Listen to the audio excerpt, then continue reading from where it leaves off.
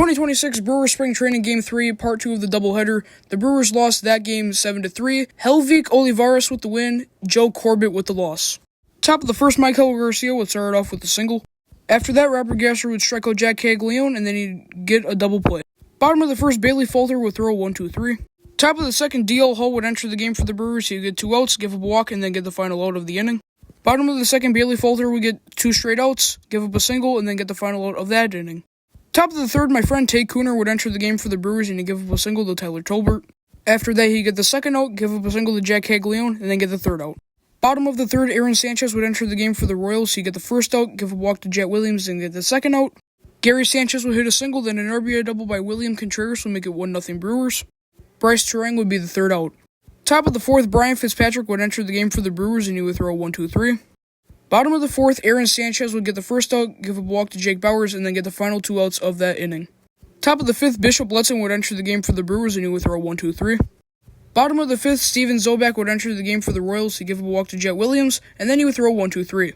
Top of the sixth, Steven Cruz would enter the game for the Brewers. He'd get a flyout, give a walk to Jack Caglione, then an out. Then he'd give up a single to Carter Jensen, and then he'd get the final out of the inning on a strikeout to Kevin Newman.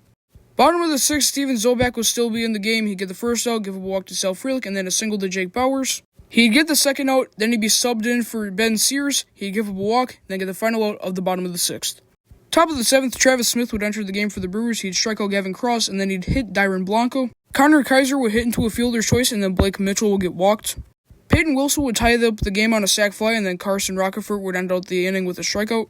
Helcrease Olivares would enter the game for the Royals, and then give up a hit by pitch to Jacob Hurtubise. After that, he would throw 1-2-3.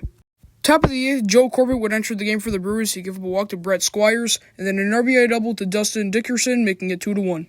An RBI triple by Canyon Brown would make it 3-1. Gavin Cross would hit into a double play. Jesus Flores would enter the game for the Brewers, and he would get the final out of the inning. Bottom of the eighth, Christian Chamberlain would enter the game for the Royals. He'd give up a single to Greg Jones, an out to Blake Burke, a walk to Juan Baez, and then he'd get the final out on a line out. Top of the ninth, Tanner Gillis would enter the game for the Brewers, and he'd give up a walk to Blake Mitchell. Then he would give up a single to Peyton Wilson, and then a walk to Carson Rockefeller. Brett Squires would hit a sac fly, making it 4-1, and then a 3-run home run by Dustin Dickerson would make it 7-1. Anthony Flores would enter the game for Tanner Gillis, and then he'd get the final out of the ninth. Bottom of the ninth, Brandon Johnson would enter the game for the Royals. He'd get the first out, then he'd give up a double to Daniel Guillarte, then a wild pitch. A 2-run home run by Brock Wilken would make it 7-3. Then the final 2 outs would be a flyout and then a strikeout to Luis Pena. Alright, so the Brewers lose 7-3. The record is now 0-3, and the Brewers' respective hitter of the game goes to Brock Wilken, and the pitcher of the game goes to Bishop Letson.